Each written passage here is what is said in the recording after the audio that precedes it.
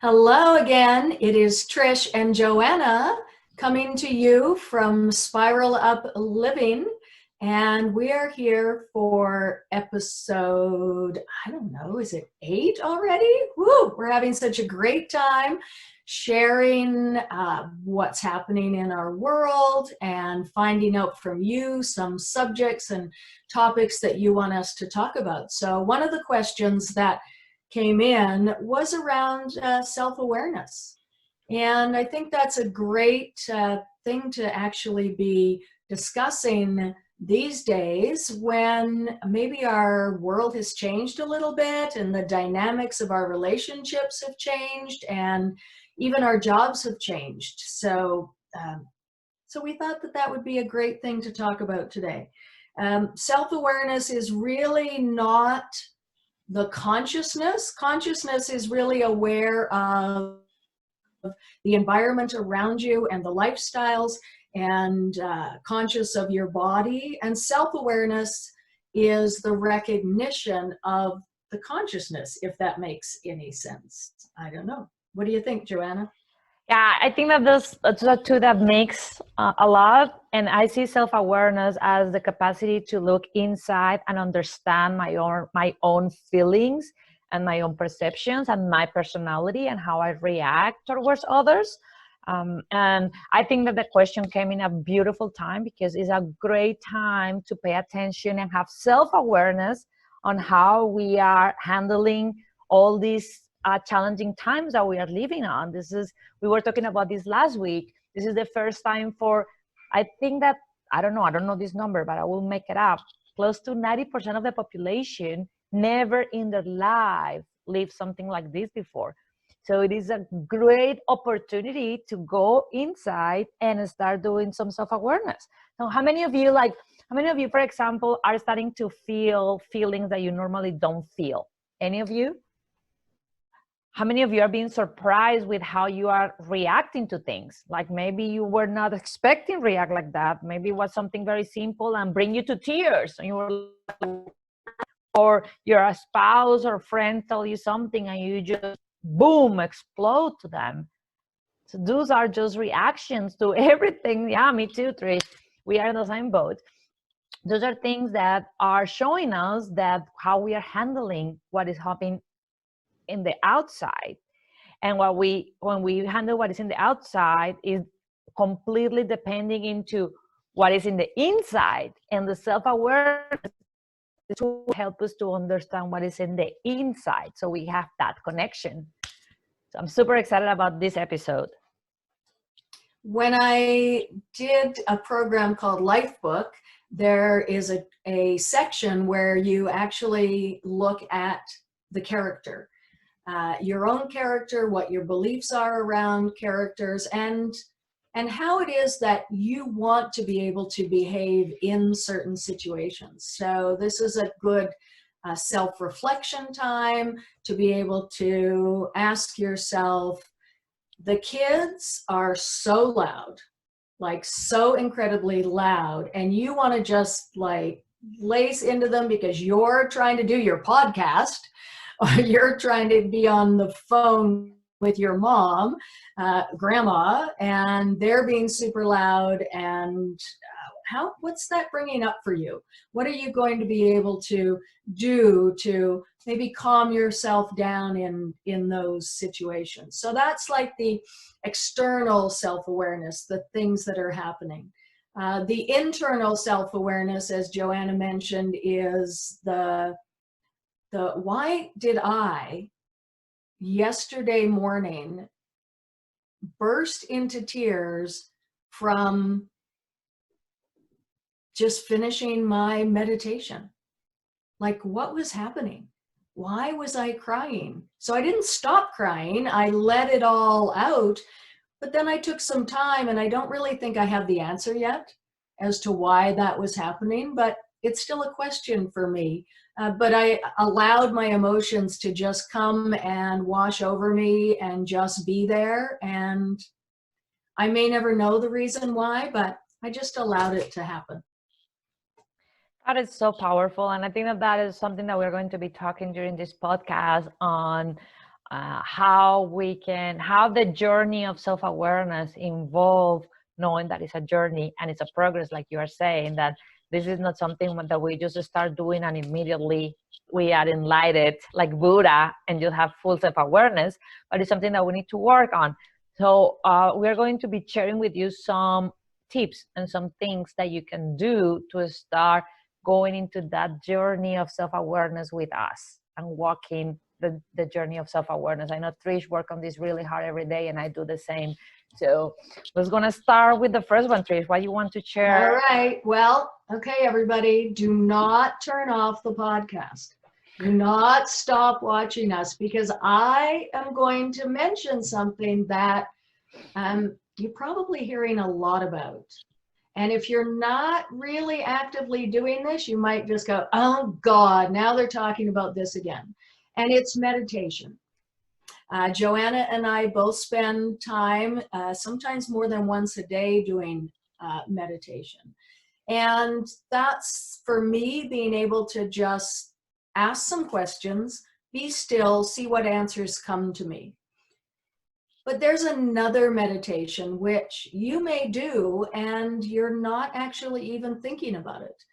And that's, it takes on sort of the task that you would do normally, like maybe just washing the dishes, or maybe sitting in the car waiting for your groceries to be delivered to your car. Maybe it's working in the garden. And that is called active meditation. So do you want to tell us a little more about that, Joanna? Yeah, I think that Trish put such a great point. Like now more than ever, everybody's like, meditate, meditate, meditate. But there is a lot of people that never meditate. The first thing that we want to share with you is meditation doesn't have to be you as a yogi just holding your eyes closed for 3 hours every morning. Like, yeah, that is a type of meditation, but that's not the only meditation. And what we want to share with you is this journey and this process of active meditation. And active meditation is called active because you are actually not still with your eyes closed. You are actually active doing something. Three examples are great. Washing the dishes, brushing your teeth, going in the garden, taking the trash out are just 4 examples that we were going to talk about. And how active meditation works is when we are doing those routine things, waiting for the groceries to be delivered in the car, when we do those things, usually what our brain does is say, okay, is this an important activity? And then our brain say yes or no. And then if it's not, then our brain literally unplugs from what we are doing and start just daydreaming, thinking of other things, thinking of things in the future, remembering things on the past, getting an anxiety about what is happening next month, or maybe remember the big fight that we had yesterday with our spouses. Active meditation is the process of cutting ourselves doing that. Breathe in and out and go back into the present moment and be very conscious about what we are doing and how we are feeling. So if we are watching the dishes, as soon as I start thinking what I'm going to have for dinner with my husband for our anniversary, I just can come back and say, no, right now I'm washing the dishes. And I start paying attention how the water feels on my hands and how I feel watching the water running, and then being present with those present moment feelings and emotions and paying attention to how we react with that. Are we thinking that that's a waste of time? Are we being grateful about the moment? Are we seeing the good or the bad about it? And that is the process of having active meditation. It we are not talking about 3 hours meditating. If you are able to do active meditation throughout the day on those non-important routine things that you are actually not adding any value, learning anything new, you are just in autopilot doing it, and stop and do that, I think that you will be surprised on the world that is going to start opening into your eyes. What do you think about that, Trish? What is your experience with active meditation? Well, that's amazing. But I just wanted to ask people out there, does anyone else have animals besides me? Yep, I do. And I have a kitten. Okay. He's still a kitten, but he's getting bigger. And he is my red flag as to whether I am being aware of what is happening. If I am on the computer too long, or I'll lay on the couch to have a little rest time, he just comes up, curls up. Usually he's on me and touching me. And then he just puts a little face in my face, gives me a little kiss, and then just kind of goes, and he lets me do that. And then I've just noticed him more and how he feels when I pet him, and how much louder his purr becomes when he's happy. And I have several cats, and I've also noticed as I pet each one how their fur is different, but also how their voices are different. And I never knew that before. I'd never paid attention to the fact that their purrs are different. And some of them have very loud, active purring, and some are just like, you have to go like, oh, look, you did purr. I can hear you purr. I'm fortunate enough to also have very large four-legged horses down at the barn. And an active meditation for me is just taking that brush and just putting it over a horse, like you could maybe do with a dog, and just zoning into their energy and feeling what is happening to them as we both just merge our energies. And it's a beautiful active meditation for me to be able to do that. Those are two amazing things. Is you can do active meditation to create awareness of yourself, doing routine things that you are doing every day. And you can do active meditation also interacting with your pets or your loved ones. If you have kids, if you have a husband, doing the same, hugging or touching their hair and just be present is an act of active meditation. I love that, Trish. Thank you for bringing that with the animals. They are so powerful and they are so helpful to help us to just be in the present. You are completely right. One other point that I wanted to bring up, our second point, is about the idea of finding the right level of generosity. I am a giving person, and I give, and I get a lot of pleasure from giving and helping people. And it's not that I don't like to receive gifts or compliments, but sometimes that's not as easy for me. I want to just spread the love and spread everything out into the world. And then when someone brings me a bag of groceries, I am super, super grateful. But then I feel a little bit of like, oh gosh, you know, they had to do that for me. Like they really did. And, you know, I feel kind of badly that they went out of their way or spent their hard money right now by bringing me this. And it gets out of control, my thought of giving and receiving. What about you, Joanna? I think that, and actually, we're going to do an episode just on that, because I think that we have a huge opportunity with females on that, because I'm the same, Trish. And I think that that is a very specific characteristic of a lot of people, but especially females. So ladies, stay tuned, because we're going to do a full episode about how to balance your give and receive. But the point on that one, on the give and receive, I'm very similar to you. And the benefit of the self-awareness and the benefit of noticing that is start unpeeling what are our beliefs about the world. Because, and then one of the tips that we can give you is choose or pick something that you really enjoy doing. For example, for Trish and I is giving. We love giving. And then go to the opposite and see how that feels. So if you love giving, how you feel about receiving? Well, not that good.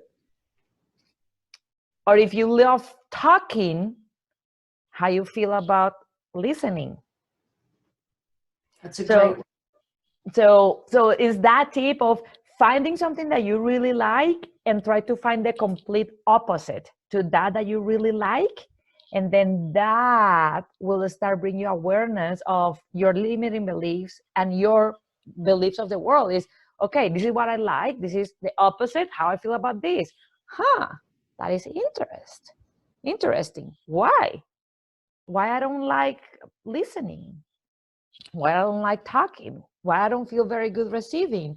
So that plane of bringing light into those dark spots that we never think about normally give us that conscious of our personality and our beliefs and our traits to help us to spiral up and get better. So yeah. Absolutely. And I remember when you and I were traveling, and my back was really, really, really sore.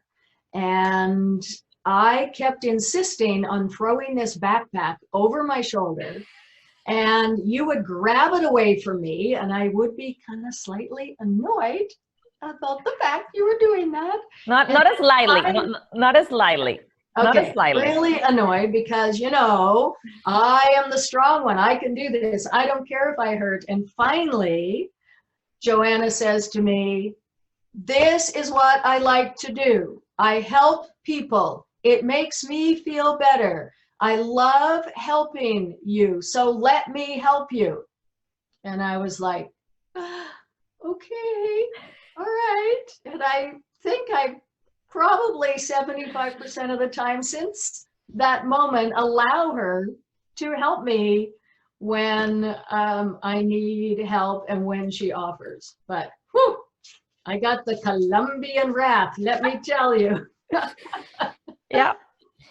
And that one is that's a good memory, and it's a great understanding of how, if we are aware in the moment and we pay attention, we start understanding our personality and our beliefs. Because like the entire point of self-awareness, in my opinion, and Trish is doing a wonderful job with this, is uncovering those beliefs, especially the limiting beliefs that we create when we didn't know anything about the world. Because you guys know that in the first 7 years of our lives is when we create 95% of the beliefs that will dictate the rest of our world and the rest of our life. So what self-awareness helps us to do is go back into those beliefs and say, interesting, why this is bothering me? Why this is bothering me? It's one other example with that I will share is when somebody else bothers you. And that is a great exercise, especially in these moments that you have people on Facebook or family members that are literally triggering you and bothering you. Like I will tell you, yesterday, Trish and I were in a call with a bunch of friends and colleagues learning. And there was this one person that was really triggering me. So the tip that I will tell you is don't run away from it. The first thing that I want to tell is don't tell that person, but find somebody, number one, because usually, guys, 99% of the time, it's not about that person, it's about you. So there is nothing that you can do telling that person. But second, find somebody you trust that can hold a space for you and share. Trish, and I'm like, oh, this person is triggering me so much. Oh, and then she held the space for me. And then after we finish the call, we talk about it. And then I start realizing how she was a reflection of things that are my shadow and things that I dictate as wrong, and how I'm being trying to stop it. And it triggers me because she was actually helping me doing the opposite that what I usually do, helping me to see a limiting belief that as this is bad. So that is another one, is the people that triggers you is the people that can give you the biggest gifts of self-awareness if you pass through the annoying desire to choke them to death, and you just start thinking why they trigger you. What is? Find a body like Trish that holds space for you, that you can just have, like, if you're like me, a Colombian, very passionate, I need to just release steam.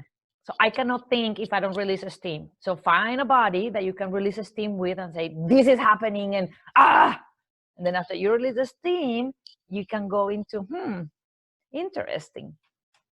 And when your Columbia friend is releasing the steam, or your husband or your kid, just again go into listening mode.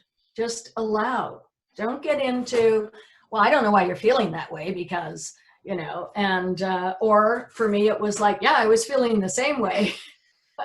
And so you know, Joanna gave her thoughts, I gave mine, and then we just explored a little bit deeper as to why it might be, as you said, triggering for us.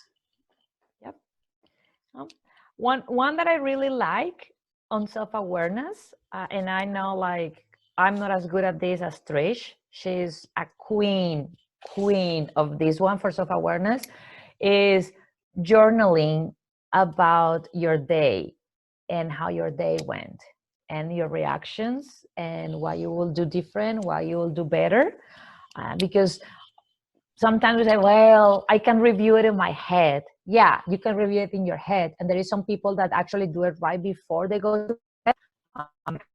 I know Trish and I are big fans of Dr. Joe Dispenza, and in his evening meditation, he does that, and he has to review. So you can do it like that. But I still think that there is something magic when you write down things, because when you are in your mind, it's still inside your head. So it's still inside of you. When you write down, that is a way to take it out, to take it from you to the outer world. So journaling about your day and your reactions and reflecting back into what happened is a powerful tool to understand your personality, your traits, and create some self-awareness. I would love to hear some tips and stories from Trish about that one. I think the biggest thing for me that I've learned is, as Joanna said, it gets you out of your head and onto the paper. And it's usually the first maybe half a page or few sentences or few words is, again, what's coming up in your head. And then as you write and you continue to write, when I look back down at that paper at the end, I am amazed at what has basically come through me. So a lesson maybe I'm supposed to learn, or an insight that I wouldn't have thought of, that just happened to come because I was just writing stuff down,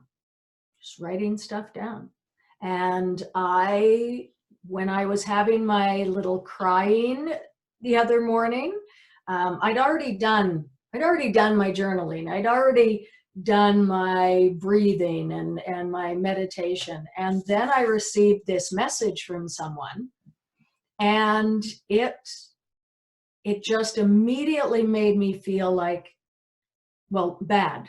That's the best word. And eventually I figured out I was feeling like I wasn't enough, which is a kind of a theme for me going through my life. Like, why should I do this? Because, you know, or other people are better than me. And the big thing was, I don't like to disappoint people. And so that goes back a little bit to conflict. I don't want conflict because I don't want to feel like I've disappointed you. So this message made me feel like I had disappointed this person. And so I started to cry, and I picked up that pen and that journal, and I cried my way through about 4 pages. And I can look back on that and read it, and oh my gosh, the things that came out, and I finished at the end of it going, I am enough, and I am enough, and I am enough, and things are working out for me, and I am enough. And just being able to work through all those emotions on paper. And you don't have to write a certain amount. You don't have to be a writer like we are. Just pick up a piece of paper. I love books. I mean, I have more journals. I love going to the store and finding the pretty journal I can write in. But it can just simply be, just a piece of paper, and just write it down. You'll be surprised at what comes out. Absolutely. That is a very, very powerful one.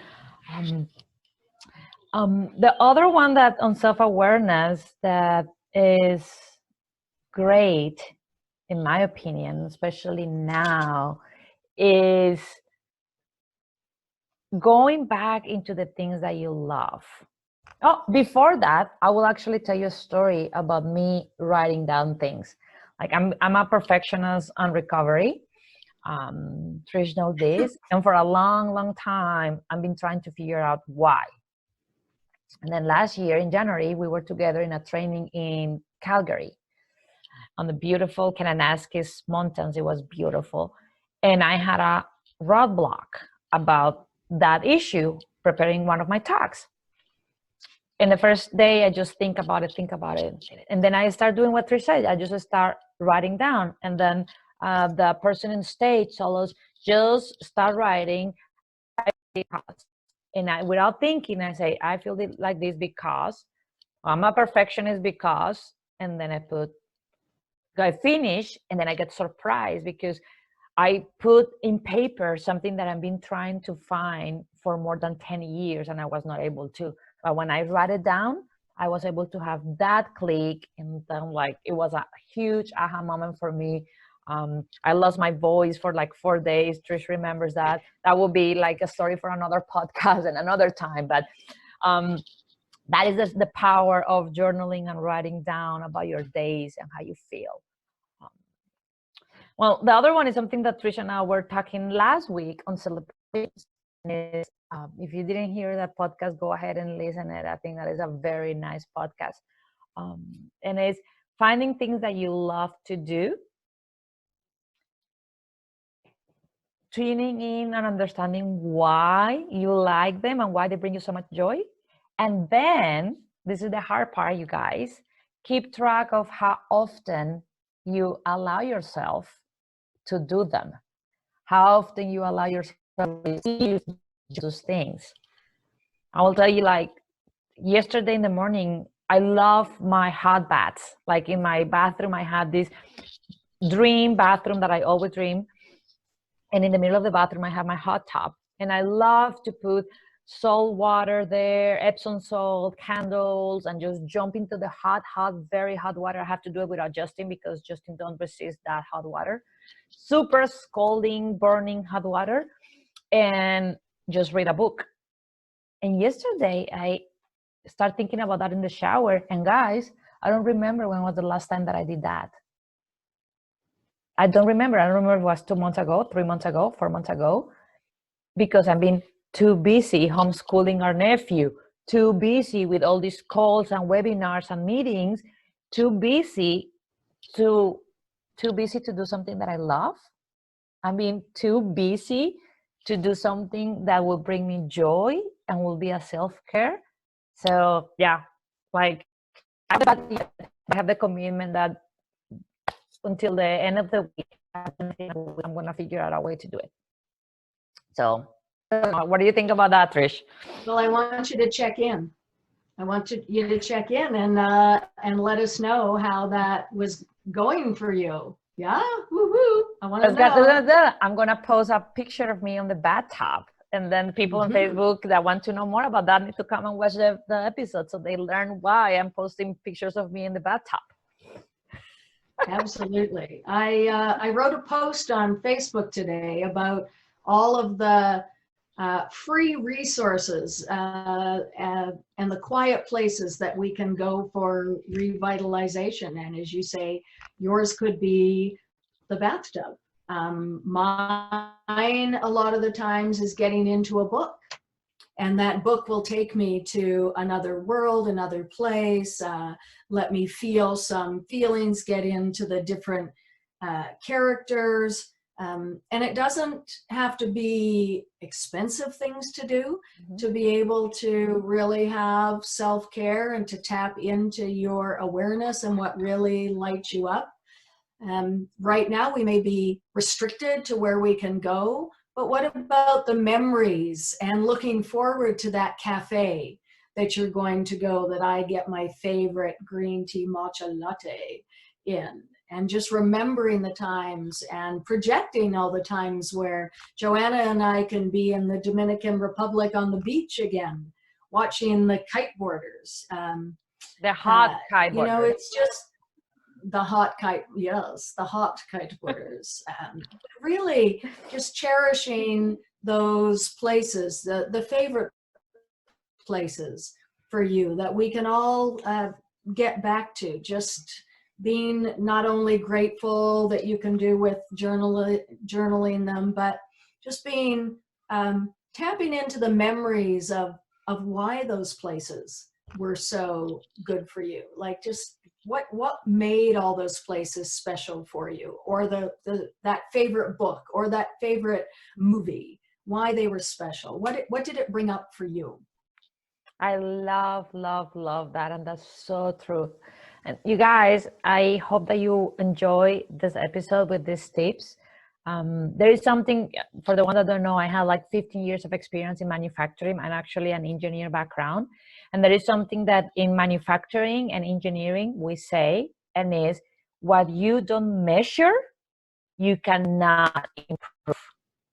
And our podcast and our company, Trish and I company, is spiraling up. And spiraling up means improving. And then self-awareness is how we measure where we are right now. We are in our feelings, in our perceptions. So self-awareness is the basic foundation for us to be able to spiral up, because we cannot improve what we don't measure. So we need to measure ourselves and be self-aware of where we are so we can work into going to the next level. Absolutely. Yeah. So it was a pleasure, like always, Trish, sharing wisdom with you and laughing with you and learning from you.